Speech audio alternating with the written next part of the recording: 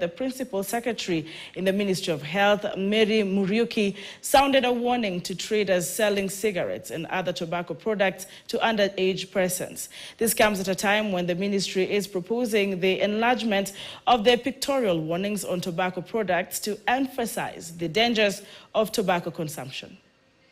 We sensitized clinical service providers to strengthen cessation services and engaged in various media activities to raise awareness. I mean, why would you even sell a cigarette to a minor?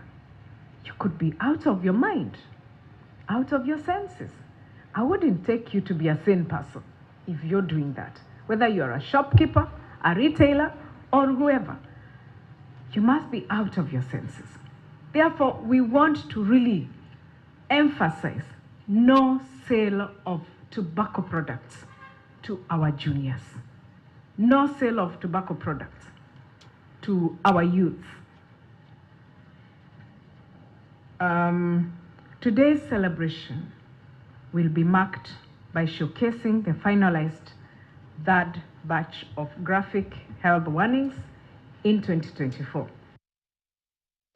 Meanwhile, the preparations for this year's Madaraka Day celebrations